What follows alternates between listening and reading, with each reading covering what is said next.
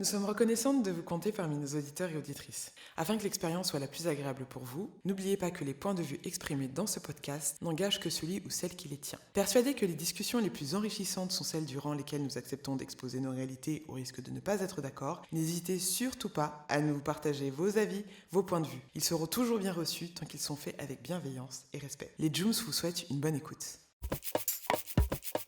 Bonjour et bienvenue dans le Jooms Podcast, je suis Valérie Djoumessi et je suis la directrice artistique de Upgrade Agency. Je suis également coach et formatrice certifiée. Bonjour, je suis Liliane Djoumessi, je suis la directrice administrative et financière de Upgrade Agency et je suis également coach certifiée. Je suis Élise Djoumessi, je suis chef de cuisine chez Upgrade Agency. Hey, moi c'est Clémence, je suis DJ, sound designer et chanteuse chez Upgrade Agency. Bonjour, je m'appelle Sandra Djoumessi, je suis CEO d'Upgrade Agency, je suis également coach et formatrice certifiée. Upgrade Agency, c'est une agence qui propose des événements pour les entreprises et pour les particuliers. On travaille partout dans le monde. Et en 2019, on a lancé les Jooms Podcast. Un podcast familial rythmé par 4 sœurs et moi-même la maman. Nous allons explorer avec vous toutes les facettes de la vie. Le Jooms Podcast, c'est une conversation intergénérationnelle qui sortira tous les mardis, chaque semaine. Alors on compte sur vous.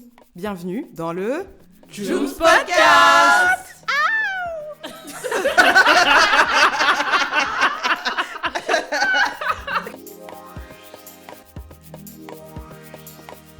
Bonjour à tous et à toutes et bienvenue dans le nouvel épisode du Jooms Podcast. J'espère que vous allez bien. Je suis entourée de mes 3 sœurs, Sandra Djoumessi, Liliane Djoumessi, Clémence Djoumessi et bien sûr la reine-mère, la fantastique, l'incroyable, la magique Maïli. Comment allez-vous aujourd'hui ? On est au max. On est au max. Après cette émission, je vais aller courir. Yes, of course, c'est très important. Alors aujourd'hui, on va parler de pas faire de bébé, mais de la maternité. Faire des bébés, c'est une autre histoire. On va parler de la maternité. Aujourd'hui, on a décidé de raconter tous les détails et les trucs qu'on nous dit pas quand on a envie d'avoir des enfants. En fait, c'est dur. Bon, je sais pas ce que c'est, mais les filles vont pouvoir en parler parce qu'autour de nous, on a 3 mamans qui ont respectivement 4, 3 et 1 enfant. Et puis on a 2... Soon to be mother. Maybe one day. Yeah, wow. Soon to be, ouais, ça fait un peu flipper, genre. Okay. Mais bon, bref. En tout cas, 2 femmes fécondes. C'est encore mieux. On est féconde aussi, ma sœur. Yeah, ok. Oui, on est féconde aussi, hein. Moi aussi. Et qui est encore féconde, Maïli. Non, je plaisante. Bah, il y a une femme de 63 ans en Italie qui a eu des sextuplés ou je sais pas quoi. Oh my On god. peut toujours tenter, hein. Bon, alors... Donc on va parler de maternité et en fait l'idée c'est vraiment dans le podcast des Jooms de libérer la parole, ça on le dit et c'est vraiment notre credo, mais surtout on s'est rendu compte qu'on parlait pas en fait de ce qui se passait à l'intérieur de notre corps quand on était en train de faire grandir un être humain pendant 9 mois et ensuite de le sortir et de l'expulser comme ça. Valérie, Valérie, franchement, elle a tout niqué. je sais pas ce que t'as sorti, mais c'était pas un bébé. A priori, de ce que j'ai compris, ça peut sortir aussi et on va en parler. Oui, that's right. D'accord. Donc Cute, avant cute. ça, avant de commencer, du coup, les mamans, est-ce que vous pouvez nous dire ce que ça fait d'être maman ? C'est fatigant. Je crois qu'elle allait dire c'est fabuleux. Et ben non, c'est fantastique. Mais Valérie, tu parles de après ou tu parles de pendant qu'on est enceinte? Non, mais Au commencement. au commencement. J'ai été super contente d'apprendre que j'étais enceinte parce que j'avais désiré l'enfant et que voilà, vous faites pipi sur le stick Clear Blue et vous voyez une semaine et vous vous dites ouais, c'est trop bien. Surtout que moi j'ai des difficultés à avoir l'enfant, donc moi j'étais hyper contente en fait d'apprendre que j'étais enceinte. T'as eu des difficultés, c'est-à-dire ? C'est-à-dire que j'ai dû me faire aider médicalement pour avoir ma fille. J'ai commencé par la possibilité de faire une insémination artificielle qui n'a pas marché et je suis passée par une FIV du coup pour avoir ma fille. D'accord, ok. Et donc tu fais ton test Clear Blue, C'est ça. tu vois la couleur et là, qu'est-ce qui se passe dans ta tête ? Alors, je me dis, l'implantation a fonctionné. Parce que bon, il faut savoir que quand on fait une FIV, en fait, il y a différentes étapes. Et du coup, on vous implante des embryons et les embryons peuvent prendre ou non. Du coup, là, j'ai eu la chance d'avoir un embryon qui avait pris. Et je crois que j'ai même la photo dans mon téléphone du Clear Blue avec marqué 1 à 2 semaines, genre t'es enceinte de 1 à 2 semaines. Donc non, hyper contente en fait. Hyper contente. Ok. Miley, tu te rappelles ou pas? Parce que t'en as quand même sorti poussé 4. Oui. Moi, c'est... Il y avait Clear Blue à ton époque, là? Non, il n'y avait pas tout ça. La maternité, c'est un peu quelque chose de... À la base, c'est un peu abstrait, puisque c'est pas des choses dont on parle avec ses parents. Tomber enceinte était un peu, comment te dire, comme une découverte. C'est-à-dire que tu sens un truc qui se passe en toi, qui est anormal. Tu ne sais pas ce que c'est. Et tu te dis, peut-être que je suis enceinte. Et à l'époque, il n'y avait pas tous ces tests, des tests rapides qui peuvent te permettre de savoir si tu étais enceinte ou pas. Il fallait aller dans un labo, faire pipi. Les tests se faisaient comme ça. Et puis tu venais, tu découvrais, oui, madame, vous êtes enceinte, etc. J'avoue que j'étais hyper contente. Un premier enfant, c'est toujours super émouvant. On donne la vie. On se fait beaucoup de films. Comme quoi? Comme est-ce qu'il va être beau? Est-ce que c'est un garçon? Sérieux? Cute. Est-ce qu'il va être va être en normal? bonne santé? Alors, attends, parce que c'est pas dans cet pareil. ordre-là que tu l'as donné. Hein. T'as d'abord demandé est-ce qu'il va être va être beau? Est-ce qu'il va être Est-ce qu'il va être en bonne santé? Toutes ces questions-là se bousculent dans la tête. Hein. Est-ce qu'il va être en bonne santé? Est-ce que... Voilà.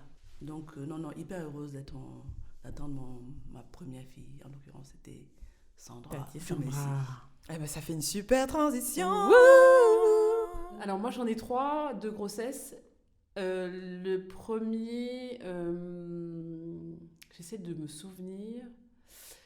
Mais moi j'ai travaillé beaucoup donc en mode travailloman. Donc j'ai décidé d'avoir un enfant avec le père de mes 3 enfants. C'était pas un coup de tête, hein, c'était vraiment un désir. Et ça s'est fait assez rapidement au moment où on a décidé d'avoir un enfant. Enfin voilà, genre vite. Moi qui pensais que j'allais mettre du temps à tomber enceinte. Et en fait, pas du tout. Pourquoi tu pensais que tu allais mettre du temps? Bonne question. Alors, parce qu'avant j'étais mariée, qu'avant cela, eh bien, j'avais des rapports sexuels sans aucun contraceptif, rien, et que je n'étais jamais tombée enceinte. D'accord. Donc, en fait, pour moi, la maternité / Sandra, en fait, c'est un truc genre paranormal. Donc voilà, mais en fait, je suis tombée enceinte assez rapidement et je me suis souvenue en fait de tous les souvenirs d'enfance, notamment quand, alors moi, quand Liane, ma sœur est née, moi j'étais toute petite, donc j'ai des photos en fait où on a quand même des gestes de, enfin, tu vois, de grande sœur avec sa petite sœur, enfin très tendre. Mais j'ai plus de souvenirs, surtout à la naissance de ma sœur Valérie. Timbalou. Où là, ma mère m'a vraiment montré ce que c'était que d'élever un enfant, les soins et tout. Donc, j'étais pas du tout en mode de stressée, ni effrayée, ni tendue, ni enfin, me mettre dans des trucs bizarres de paranoïa. Moi, je travaillais en fait, hein, donc je travaillais jusqu'à la fin, jusqu'à ce que ma poche des os se perce et que je me rende compte qu'il faut que j'aille à l'hôpital. Non, ça s'est même pas percé en fait. Non, pas pour le premier. Non, c'est le deuxième. Pour le premier, ça s'est pas percé. J'ai eu beaucoup mal. Je me suis dit, bon, il est peut-être temps d'aller à l'hôpital. Donc, je me suis pointée là-bas. Mais moi, c'était en mode pisse, quoi, tu vois. Genre, voilà. Le lendemain, j'avais mon ordi et je bossais. Donc, ouais, je suis un peu. En fait, une militaire enceinte. Voilà, moi, c'était ça, le premier enfant. C'était un peu ça. Bon, les deuxièmes. T'as dit que c'était pareil. Bah oui, parce que je t'ai emmené en autolib à l'hôpital, donc. C'était pareil. Sandra a perdu la poche des os. Non, mais elle est en train de faire des trucs chez elle. Mais elle va à l'hôpital, c'est comment? Non, mais c'est pas ça. C'est que, en fait, j'avais eu l'expérience du premier. En fait, c'est exactement le même accouchement. Donc, je savais que j'allais pas pouvoir me laver pendant X temps. Que nanana. J'ai dit, Valérie, écoute, j'ai percé ma pose des os. J'ai dit, bah ok, mais très bien, mais moi, je me lave d'abord. Je me lave, je me prépare, je me rase. Voilà quoi. J'avais pas envie de venir écarter les jambes là en mode. Non. J'ai fait ma toilette intime. En mode forest. Je me suis préparée. J'ai finalisé ma valise. Et puis bon, et puis voilà, je suis allée à l'hôpital. Mais franchement, j'étais hyper pisse. Hein. Oui, je pense que j'étais plus stressée que toi en vrai. Et moi, encore plus stressée parce que c'est la première fois que j'ai assisté à un accouchement en direct. Et que j'ai vu mes 2 petites filles. C'était des moments vraiment, comment dire, des moments pleins d'émotions, pleins de découvertes parce que, voilà, voir mes petites filles sortir l'une après l'autre, c'était... De dégoût aussi, non? Non, pas Non. de dégoût. Pas de dégoût. Bah, c'est crac, c'est Non, cracra quand même. Hein. Franchement, non, c'est pas cracra, Valérie. Pour moi, Yeah, c'est- it is, actually, it is.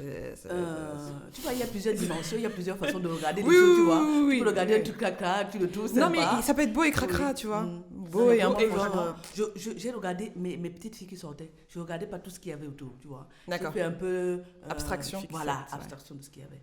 Non, c'était des moments magiques. D'accord, ok. Et qui d'autre a assisté à un accouchement? Moi, j'ai Genre en assisté face. à un... Alors, non mais... Are you fucking serious? Non, on fait pas ça, en fait. Et qui ont fait pas ça, pourquoi? Non, Bah, après, il y a des... Après, si vous attends. avez vos maris, hein, pardon, il n'aillent ne se pas met pas là-bas. devant. Il se met sur le côté. Non.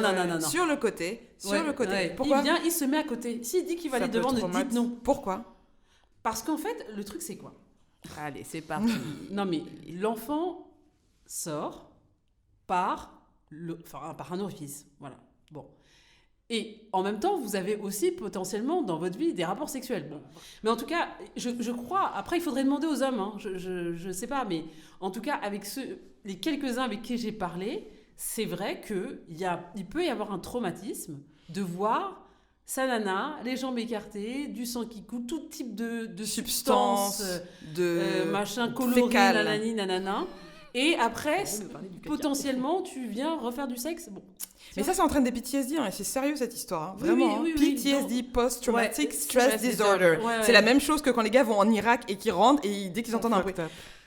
Ah, Un PTSD est un PTSD. Yeah, yeah. C'est juste que c'est le même type de réaction que tu vas Ouais, avoir. ouais. Donc par exemple après tu as eu ton enfant, tac, tu dis oh je vais gérer ma go, ta. Au moment de tu revois l'image comme ça. Et là PTSD. Non, mais bon, j'approuve ce que tu dis, Valérie, parce que un premier enfant, Son tu rêve accompagnes, tu n'as jamais assisté, tu dis ok, je vais aller jusqu'au bout. Et j'ai longtemps Regretté? dit, mais pourquoi? Oui, non, pas regretter. Non, pourquoi il n'assistait pas? Ah, c'est après que j'ai compris que non, mon ami. Ah parce que vous en avez pas parlé. C'était stressant quand pour j'ai lui. vu ce que j'ai vu de machin. De sang. Donc elle a quand même vu. Oui, j'ai vu, mais j'ai fait abstraction parce que peut-être que je suis une femme, mais c'est. Et parce que c'est tu peut-être sais un que t'allais regard pas différent. réaccoucher a priori parce que ça aurait été relou d'avoir une petite sœur qui est plus jeune que les jumelles. Oh my god. Ben, c'est possible. Oui c'est possible, Yeah, mais but we let's don't not want that make in our it not family. happen. I Donc, know. pour dire que je comprends, souvent on regarde dans les films, on voit les hommes qui tombent, machin, je comprends, vraiment, et je compatis. Ce n'est pas, il ne souffre pas plus que celle la qui personne qui pousse, hein. accouche. Oui, c'est clair. Oui. Mais c'est dans la tête. Fun party, hein, a priori, donc Clément, ok, donc on a dit sur le I'm a côté. le mec. pass, I'm a pass. Ok. Est-ce que vous pouvez nous parler des choses on ne vous a jamais dit et que vous auriez aimé savoir par rapport à la grossesse, par rapport au déroulement, les choses cool, moins cool qui arrivent quand on est enceinte, quand on vient d'accoucher. Par exemple, il y a Ashley Graham qui a fait un post sur Instagram là en disant bah voilà, je pensais pas qu'une fois que j'aurais accouché mon bébé, je devrais aussi changer mes propres couches parce que j'ai des fuites urinaires. Est-ce qu'il y a des choses comme ça? Je n'ai pas fait de corrélation entre avoir un bébé et avoir des fuites urinaires. Peut-être parce que après j'ai très vite su avec l'aide de la kinésie qu'il fallait muscler son périnée. Son périnée. Voilà. Avec des boules de geisha? Non, pas avec des boules de geisha. Oui, tu peux. Mais elle m'avait appris un exercice. Aujourd'hui, tel que je suis assise, je continue à le faire. Et je pense que ça m'a énormément aidée. J'ai l'impression qu'on a déjà parlé de ce truc-là, de se muscler, et qu'on Oui. était tout en mode allez, Oui. là on muscle. Oui, Et on c'est a quelque parlé chose de qu'on ça. peut faire en Ouais. amont ou pas? Est-ce qu'il y a des choses qu'on peut faire pour se préparer? Par exemple, même si je me dis je vais pas avoir un gamin demain, mais après-demain, comment est-ce que je fais pour me préparer? Est-ce qu'il y a des choses que je peux anticiper d'ores et déjà? Je pense, alors le périnée, ça c'est sûr, c'est n'importe qui peut muscler son périnée. Là, je suis assise et je le serre. Voilà, hop, vous faites ça 1, 3, tous les jours, deux. vous serrez. Et ça, c'est hyper important parce que effectivement, après l'accouchement, si vous accouchez par voie basse, cette partie-là est dilatée. Du coup, il faut la remuscler pour qu'elle se retende et qu'elle soit musclée et donc un peu plus fermée. Et pas avoir des problématiques dont tu parles, Valérie, de Enfin, je sais urinaire. même pas si c'est des fuites urinaires, peut-être que c'est Ou des fuites d'autres choses, hein, je sais pas. D'autres choses, bref. En tout cas, pour resserrer l'orifice qui a été distendu. Et ensuite, je crois qu'il y a aussi la partie... moi, j'ai pas eu trop de ça, mais j'ai vu des nanas qui avaient des vergetures, mon frère. Oh, sur la peau noire, en plus, ça fait des vraies traces. Donc, vraiment... Sur les peaux blanches aussi, hein, je te rassure. ça Oui, fait c'est des- vrai. Ah bon. J'ai une image en tête d'une femme noire qui était à côté de moi, enceinte, à l'hôpital pour le coup, et elle avait des traces hyper marquées. Mais effectivement, j'entends que sur la peau blanche, c'est pareil. Du coup, tout ça pour dire que bien hydrater sa peau, masser son corps en fait pendant la grossesse. Il y a des huiles, alors ça n'empêche pas nécessairement les vergetures complètement, mais en tout cas ça peut prévenir, comme on distend vraiment beaucoup la peau, ça peut prévenir un certain nombre de méfaits de la grossesse. Parlant de vergetures, je pense que c'est encore, pire quand on est en Afrique, parce que je me souviens quand les femmes, quand j'étais jeune, quand tu accouchais, on apportait de l'eau bien chaude. C'est vrai, pour te masser, parce qu'on se disait qu'en te massant avec l'eau bien chaude, ça te permettait de libérer, d'expulser tout ce qui était sang, etc. Et beaucoup de jeunes femmes se sont fait abîmer. Ah. Je pense que c'est le fait de ne pas savoir. Bien sûr. Peut-être qu'avec l'eau froide, ça aurait plutôt raffermi les chairs. Est-ce que l'eau chaude, je ne sais pas, mais je pense que ce n'est pas une bonne idée, à mon sens, de se masser avec l'eau chaude. Après, là, il y a tout un mouvement quand même sur l'acceptation des vergetures et justement le fait de se dire que les vergetures sont aussi un témoignage, sont aussi une marque de la beauté, de la force et de la beauté de mon corps. Donc, à un moment donné, ça se transforme et c'est juste qu'on est dans une société dans laquelle on se dit que tout doit être lisse, mais en réalité, rien ne...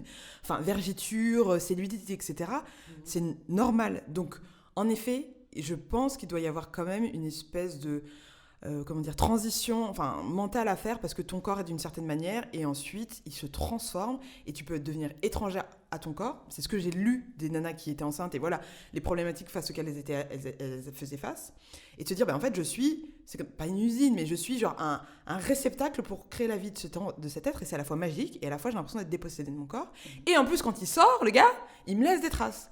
Mais on est dans une société dans laquelle on nous dit il ne faut pas avoir de traces, il ne faut pas avoir de rides, etc. Mais en réalité, ça fait quand même juste partie du cycle normal de la vie. Bien évidemment, je mettrai du beurre de karité tous les jours, 2 fois par jour, matin, midi et soir. De toute façon, en vrai, la grossesse, elle se prépare avant. Si vous voulez... Le truc que je pense qui pourrait être intéressant d'expliquer, d'avoir une éducation, même dès le plus jeune âge... dès le plus jeune âge, c'est une façon de parler, mais je vais pas dire à mes filles, là, je vais pas leur dire, alors quand tu seras enceinte, machin, je vais pas leur dire ça, mais par exemple, faire du sport et avoir un corps qui est tonique, ça aide quand même vachement.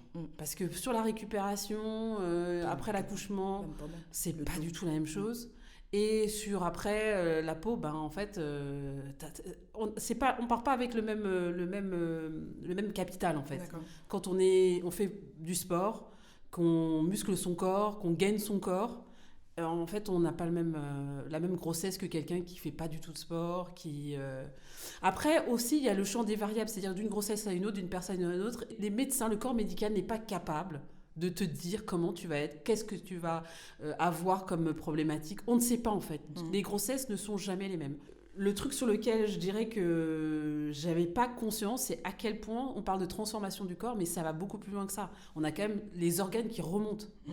Je veux dire, l'estomac, etc. Bah oui, parce qu'en fait, à un moment donné, ton ventre, il gonfle pas comme ça. Donc le pouvoir magique de la femme, qui est quand même d'avoir un mouvement de ses organes à l'intérieur de son corps, donc tout remonte. Donc c'est pour ça que des fois, on est un peu compressé, on a envie de vomir, on a la gerbe, comme on dit, les nausées et compagnie. Parce qu'en fait, il se passe un truc quand même ultra violent dans le corps. Et du coup, il y a le fameux truc de descente d'organes. C'est-à-dire qu'après l'accouchement, en fait, tu dois faire attention. Notamment, moi qui voulais reprendre du sport rapidement, il a fallu que j'attende 2-3 mois parce que on dit tu vas avoir une descente d'organes parce que tu vas commencer à courir et plaf. En fait, les organes redescendent d'un coup doucement. Non, oh my God. Ils redescendent doucement. C'est-à-dire qu'en fait, quand tu accouches, ton ventre, il diminue pas comme ça d'un coup. Voilà, moi j'ai vu des stars, elles sont sorties, elles ont dit 36. Ça dépend pas des personnes du coup, parce qu'il y a des gens quand même qui leur ventre est... Non, mais c'est pas tout de suite. Non, Okay. Non, c'est pas tout de suite, clairement.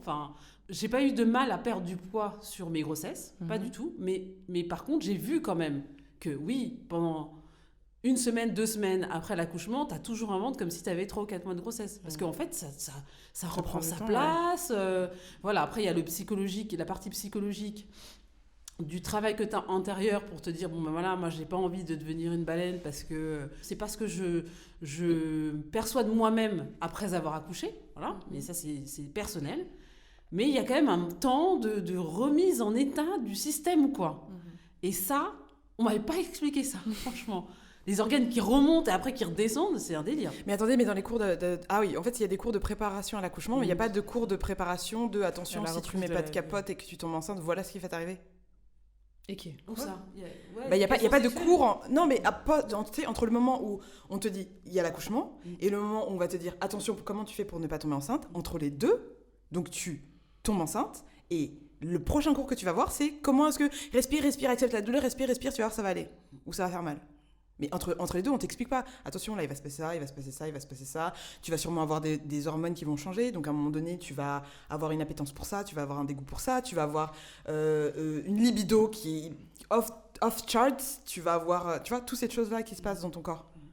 Non, mais je pense qu'il y a vraiment un manque d'information et de connaissances pour la jeune féminine parce que toutes ces montées d'organes et tout ça là, personne ne t'explique ça.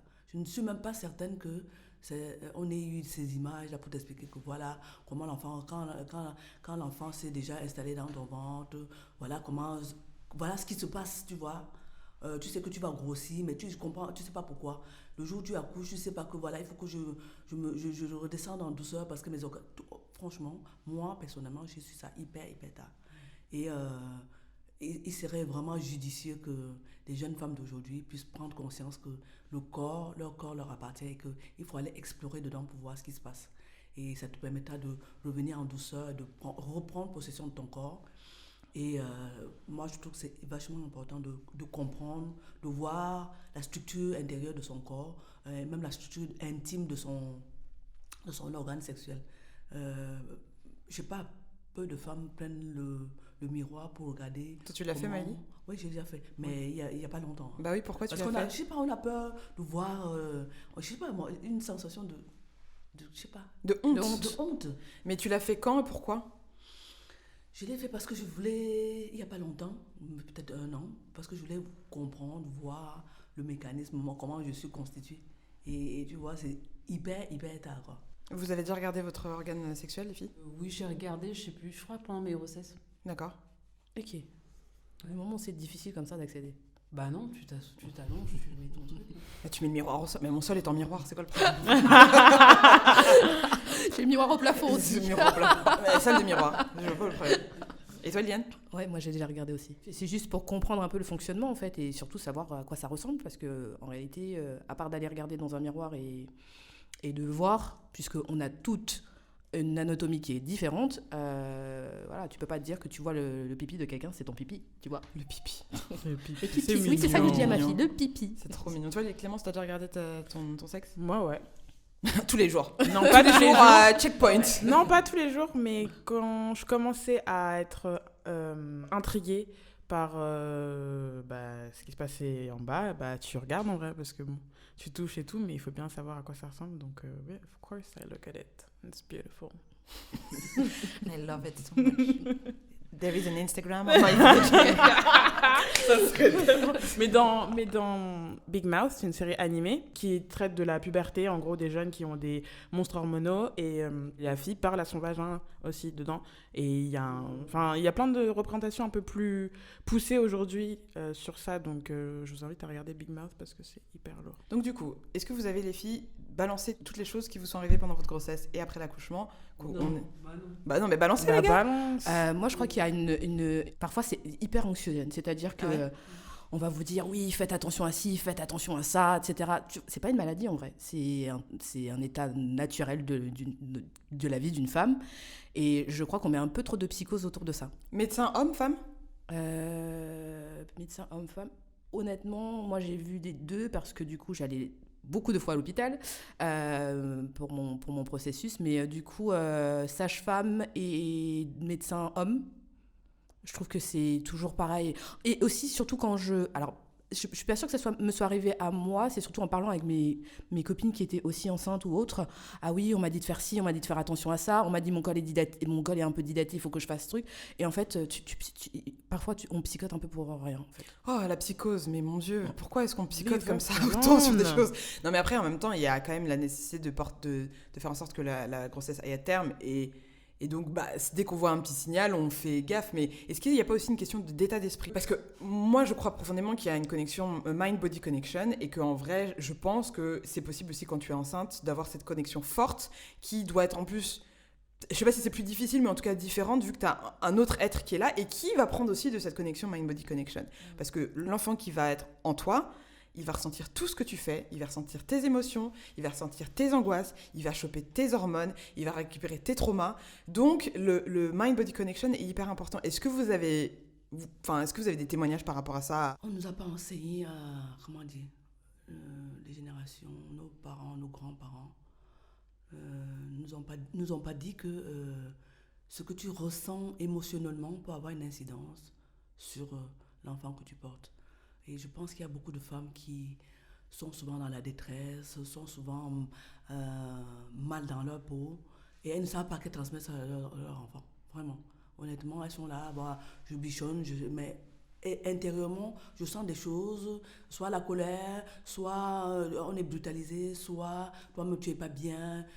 Tu ne te rends pas compte que tu es en train de transmettre un truc à ton enfant et que potentiellement, il va aussi retransmettre à sa progéniture. Toi, tu savais ?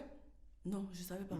Sachant ça, aujourd'hui, on peut changer son état d'esprit en se disant, ok, bon, il m'est arrivé tel truc, il ne faut pas que je prenne ça comme un boulet que je traîne, etc. Comment je fais pour être, dans une certaine sérénité pour que ça ne répercute pas, sur l'enfant qui est en moi. On peut faire ce travail-là, je pense, et couper un peu ce lien négatif qui peut entraîner des conséquences futures sur l'enfant. Il y a aussi un autre aspect, c'est la nutrition. Je pense que vous avez toutes vu ce reportage sur l'impact que ce que vous avalez pendant votre grossesse a sur votre enfant. Et ça, quand vous regardez ça, vous vous dites, bon, je vais éviter les hamburgers, je vais éviter les trucs gras, salés, trop sucrés, parce que ça a un impact vraiment sur la psyché de l'enfant, en fait. Et le fait qu'il soit éventuellement plus agressif, moins bien dans sa peau en sortant, parce que vous êtes pas bien nourri, en fait, pendant votre grossesse. Alors, c'est pas tant le truc de pas être bien dans sa peau, mais c'est juste avoir une sensibilité différente à des émotions ou à par exemple des dépressions, au stress, à l'anxiété. Et donc, c'est plus ça que le truc de bien dans sa peau. Là, il y a un reportage qui est sorti sur Netflix qui s'appelle Babies. En fait, c'est une série sur Netflix qui parle des bébés. Donc, au début, j'ai regardé parce que c'était l'appel des ovaires. Je me dis, oh, ça va être trop bien et tout. Et en fait, c'était plus intéressant que juste voir des bébés qui faisaient... Il parle de l'impact notamment de la grossesse et de l'accouchement sur le cerveau et sur le fait que la parentalité est un choix. Et comment est-ce que ton cerveau, au moment où tu vas accoucher, l'ocytocine va créer cet amour totalement inconditionnel que tu vas avoir pour ton enfant. Et il va se développer chez la maman et chez le bébé.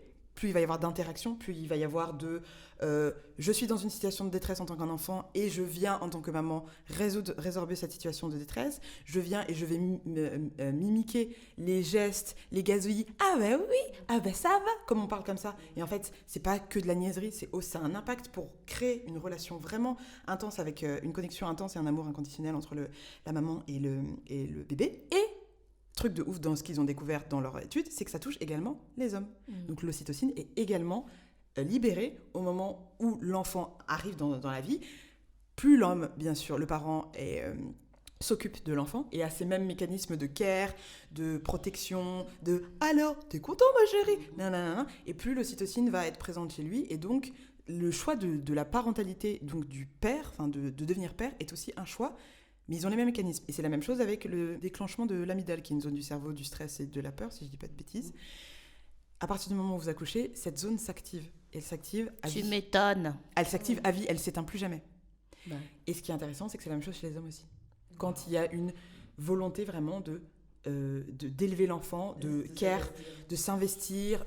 Et donc, en fait, ça disait vraiment, être maman et être papa est un choix. Et plus tu vas choisir et poser des actions dans ce sens, plus tu vas créer un bound qui va être inconditionnel avec cet enfant. Même si vous pouvez vous embrouiller plus tard, etc., il y aura toujours ce lien-là. La science, c'est ouf, quoi. Est-ce que vous avez senti... Est-ce que vous êtes d'accord avec ça déjà? Est-ce que vous le vivez? Est-ce que vous sentez qu'il y a une corrélation avec, par exemple, une présence, une absence d'une mère ou d'un père par rapport à l'enfant, justement, et ensuite à sa capacité à se dire que le monde est un safe space, où le monde est un lieu de danger. Donc du coup, on va voir une tendance peut-être à, si on est dans un safe space, à aller explorer le monde. Si on se dit que le monde est dangereux, on va d'abord chercher à se protéger soi. Et on n'ira pas explorer. Moi, je pense que tout ce que tu as expliqué sur l'attachement, l'hormone de l'attachement, du départ, etc., c'est totalement... Enfin, c'est vrai. Et heureusement qu'il y a ça, d'ailleurs, parce que sinon, ce serait compliqué. Je crois que ça demande une résilience, en fait, d'avoir des enfants qui est au-delà du réel. C'est-à-dire que vous dormez et vous passez un stade du jour au lendemain où vous ne dormez plus. C'est pas un mythe? Non. En fait, le truc, c'est que déjà, cette hormone-là, effectivement, crée l'attachement et tout ce que tu veux, ça c'est super, mais elle crée aussi le mode de survie. Donc, comme le mode de survie n'est pas encore totalement activé chez ton enfant, parce que bon, il a ses organes et tout ça, il est autonome pour respirer, machin, mais s'il est en train de s'étouffer, toi, tu es en train de t'étouffer, tu sais, tu peux arriver à te mouvoir, à appeler de l'aide. Le bébé est dans son lit, il peut rien faire. Donc, en gros, tu es quand même en mode on tout le temps. C'est pour ça qu'on dort pas bien. C'est parce qu'il y a ce truc-là, surtout les 3 premiers mois de vie d'un enfant, où t'es quand même hyper... Bon, après, moi, je suis pas trop... Enfin, je déteste toutes les psychoses et tous les... Oui, il faut faire comme ça. Bon, en général, je fais totalement le contraire. Mais parce qu'en fait, j'essaye plus pas faire le contraire par rébellion, juste me dire qu'est-ce que mon enfant veut. Qu'est-ce que je ressens, en fait. Quand je suis là en train de me dire non mais il faut pas lui donner du lait parce que c'est beaucoup trop nanana, est-ce que je sens que mon enfant a faim parce qu'il mange plus que les autres et donc potentiellement si je lui donne pas à manger il va pleurer et comme il va pleurer tout le temps il va pas dormir et donc je vais rentrer dans une truc horrible. Et puis après il y a un sentiment de frustration aussi qui va se développer chez lui. Exactement. Ou alors est-ce que je peux juste entendre qu'en fait il a faim et moi ce que je faisais à l'hôpital c'est je demandais de double de biberons. Ah mais je comprends pas, c'est fini. Bah oui écoutez je sais plus, je les ai perdus, enfin bref. En fait je leur expliquais pas que mon enfant mangeait énormément, en fait, parce que c'était un genre, non, mais il faut pas lui donner machin. Ok, mais qui va se taper les nuits où le gamin va pleurer parce qu'en fait, il a faim. Et voilà, donc, oui, la vie change, oui, on dort plus comme avant, c'est clair. Oui, il y a l'hormone de l'attachement, etc., c'est vachement bien. Enfin, c'est indispensable. C'est cool. Non, mais en fait, c'est indispensable parce que sinon, je crois qu'on ne supporterait pas, en fait. Ça demande vraiment... je vois le temps qui passe et je me dis, voilà, il s'est passé maintenant 9 ans maintenant que ma vie a changé. Là où je me disais, je me lève le matin, je fais mes trucs, machin, le soir je me pose et tout. Là, je suis en mode, alors ok, donc il faut que je pense à ça, il faut que je pense au cahier, il faut que je pense à la nourriture, et en fait, tous ces éléments-là ne sont absolument pas liés à ma personne. C'est-à-dire que je pense d'abord à tout ce que je dois faire pour mes gosses avant de penser à ce que je dois faire pour moi-même. Donc ça, c'est quand même un énorme changement. Et je pense que ce serait bien qu'on sensibilise les femmes et les hommes à ce passage, à cette transition. Ce passage. Ouais. Oui, c'est vraiment initiatique en fait. Oui, c'est un passage, un rite. Il doit y avoir un rite initiatique pour moi pour passer de l'individualité à la famille. Voilà, la famille. Donc déjà le duo qu'on fait avec son compagnon et ensuite l'accueil d'un enfant. Parce que je pense vraiment que le fait de ne pas avoir cette préparation, de ne pas avoir ces réalités, en fait, de ne pas les partager, de ne pas avoir de libération de la parole, ça crée après tout un tas de frustrations qui sont compliquées à gérer quand on a un couple. On était 2 et on se retrouve à 3. Moi, je vois souvent des parents dans la rue, j'ai mal au cœur, en fait. Parce qu'il y a le gosse qui est en train de pleurer, la maman qui essaie de calmer, le père qui n'en peut plus parce que... Il n'existe plus, en fait, le père. Exactement. Mais en même temps, il prend pas spécialement... Enfin, il prend pas sa place. C'est un peu stéréotypé, c'est mais... plus complexe que ça. Vraiment, tu parlais de l'ocytocine tout à l'heure et de l'attachement à l'enfant. Oui, c'est vrai pour la femme. C'est un truc très naturel. N'oublions pas qu'on porte l'enfant pendant 9 mois. Le papa est à côté. Oui, il peut aussi faire ses couvades et tout le truc, le mythe qu'on parle de...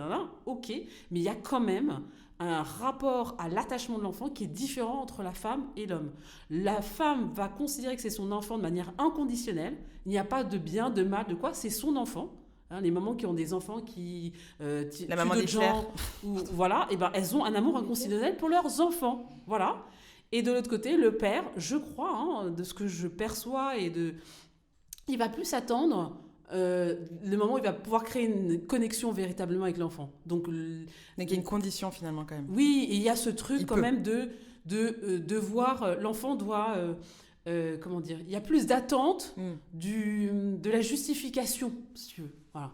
Le père, il va plus regarder les faits, il va moins être dans le truc, ouais, il faut qu'aimer l'enfant, machin. Ça, c'est le rôle de la mère.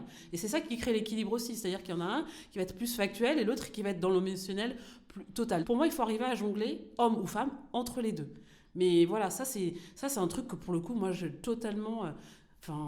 si demain je refais un enfant, ou vous les sœurs, si vous faites des enfants, voilà, n'hésitez pas à regarder. Moi, on vous donnera tous les éléments, mais n'hésitez pas à regarder, à comprendre ça, et à en parler avec votre compagnon, quoi. Vraiment, vraiment, vraiment. Parce que ça évite tout un tas de problèmes après derrière. Bon, c'est clair qu'il y a, tu l'as dit, il y a de manière très naturelle. La plupart des femmes vont avoir un attachement à l'enfant, mais il y a aussi des femmes avec lesquelles il n'y a pas... Quand il y a des défaillances au niveau du cerveau, quand il y a un déséquilibre hormonal, forcément, si par exemple tu as déjà un déficit au niveau de ton ocytocine, de ton neurotransmetteur, tu peux avoir un enfant et ne pas... En fait, ça ne va pas avoir l'effet qui est attendu de l'instinct maternel dont on parle. Il y a des femmes qui... au début, mais en fait, au-delà de ce que tu dis, c'est autre chose encore. Tu as spécifié un truc tout à l'heure, Valérie, en disant que les enfants recopiaient ce que les parents faisaient. Et il y a tout un mécanisme qui se fait entre 0 et 6 ans d'apprentissage uniquement basé sur la répétition. La répétition orale, la répétition par les gestes, par la posture, la voix, tout ça en fait. Et clairement, si vous êtes avec des parents qui ont effectivement des représentations de l'amour distanciés. Alors, ça ne veut pas dire qu'ils n'aiment pas leurs enfants, mais ils sont peut-être moins câlins, moins tactiles. Donc, on considère qu'une maman doit être extrêmement tactile pour définir sa maternité. Mais ce n'est pas vrai. Il y a des représentations de l'amour qui sont différentes en fonction de la façon dont on a été élevé. Et aussi de la façon dont on a envie de recevoir et de donner de l'amour. Et ça, c'est encore un autre niveau. Il y a un monsieur qui a écrit un livre, d'ailleurs. Les 5 langages de l'amour. Les 5 langages de l'amour. Voilà, moi j'ai beaucoup appris ça et je me suis dit, ouais, en fait, là où ça paraît naturel, c'est pas naturel, c'est quelque chose qu'on a vu, qu'on a appris, que notre mère ou notre mère a fait, on reproduit. Il y a quand même un truc comme ça. Oui, je veux juste, pointer le doigt sur aussi le fait que tout le monde ne ressent pas cet amour inconditionnel à la naissance. Il y a des femmes qui ne le ressentent pas et qui même parfois ne peuvent pas être laissées seules avec leur enfant parce qu'elles-mêmes se disent, mais pourquoi est-ce que je ressens pas cet amour en fait ? Genre, non en fait j'ai pas envie et là parfois ça peut nécessiter un apprentissage qui est pas forcément lié au langage de l'amour mais vraiment juste je pense et je suis pas neuroscientifique mais un déséquilibre hormonal et puis après il y a tout ce qui est postpartum dont la dépression la dépression postpartum comment on appelle ça oui mais qui peut aussi avoir un impact sur ta capacité à créer du lien avec ton enfant. Absolument. Parce que si tu es déprimé ou si tu as un épisode dépressif, c'est compliqué de donner de l'amour à un petit être qui, en plus, tu sais qu'il en a besoin, mais tu peux pas lui donner.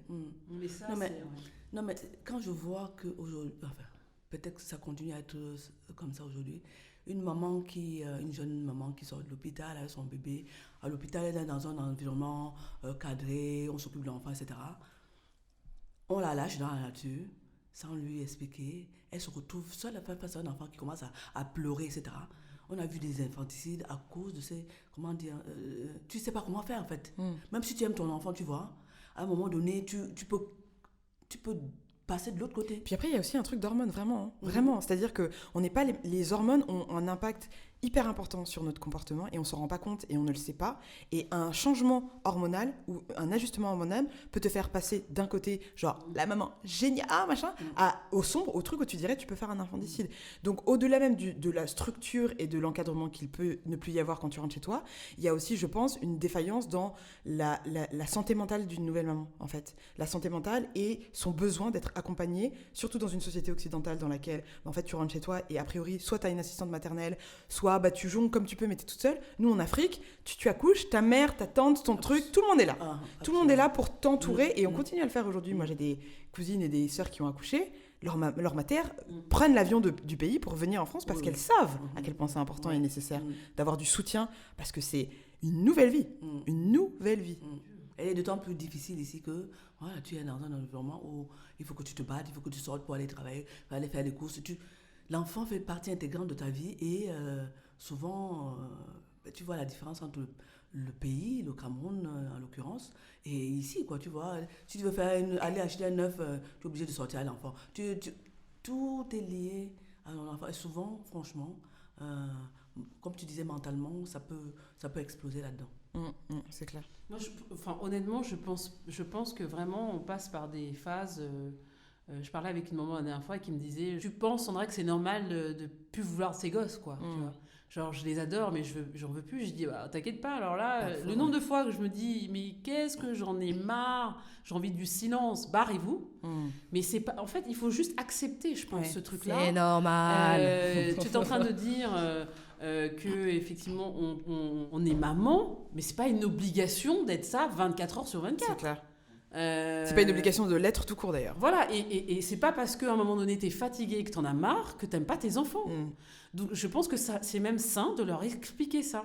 Là tu me saoules, je t'aime pas, mais reviens dans 10 minutes. Non mais tu leur dis, des fois ils disent maman est-ce que ça va, etc. Parce que les enfants sont hyper connectés à l'énergie de la maman particulièrement, mais même du papa. Mais ça va et tout, oui ça va, mais il vaut mieux lui expliquer parce que l'enfant il est tout le temps en inquiétude quand même par rapport à son parent. Ça c'est quand même un truc hyper important à savoir.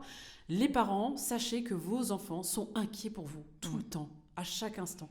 Donc, il faut les sécuriser. Il faut vraiment prendre le temps de les sécuriser parce que toutes les tensions nerveuses qu'on peut créer, quand on quitte la maison, ils ont l'impression qu'on va jamais revenir. Ça, c'est un truc, moi, quand j'ai appris ça, je me dis, mais putain, c'est quand même chaud, quoi. Donc, quand tu rentres le soir et que tout le monde te saute dessus, c'est parce qu'en fait, ils se sont dit qu'à un moment donné, t'allais peut-être pas revenir. She's back! On va pouvoir manger! Donc, non, c'est quand même... il y a un vrai apprentissage à faire. C'est un apprentissage de toute une vie, ça s'arrête jamais, t'apprends toujours des trucs. Et puis tes enfants, eux, partiront avec un autre patrimoine différent de ce que tes parents t'ont donné. Voilà, j'aspire à ce que eux, ils aient une vraie vigilance sur qui ils sont, comment ils se sentent, comment ils gèrent leurs émotions. Et comme ça, ils pourront mieux appréhender en fait toutes les péripéties de la vie, dont celle d'avoir des enfants. Voilà. Est-ce que vous auriez un dernier message à passer à toutes les femmes, par exemple, qui veulent des enfants là ou qui sont sur le point d'accoucher? Un message à donner à une de vos sœurs pour dire « Ma chérie, moi je te conseille de... » Ma chérie, moi je te conseille de prendre du temps pour toi, de bien connecter avec ton enfant et surtout de... Alors, c'est bien d'écouter les conseils de temps en temps, mais n'écoute pas tous les conseils qu'on te donne. En fait, la connexion que tu as avec ton enfant, ce que tu vas ressentir vis-à-vis de lui, s'il a faim, s'il a soif, etc., écoute juste la petite voix intérieure qui est en toi et qui te dit quoi faire. Et ça, il n'y a pas de prix. Ta belle-mère, ta mère, effectivement, elles ont peut-être l'expérience de ça, mais elles n'ont pas l'expérience de toi et de ton enfant. Tu es sa mère. Donc, c'est à toi de savoir comment il se sent, comment il va et si tu peux l'aider d'une façon ou d'une autre.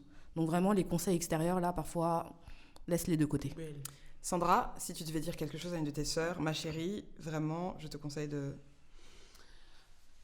Je te conseille de bien réfléchir avec qui tu fais un enfant. Un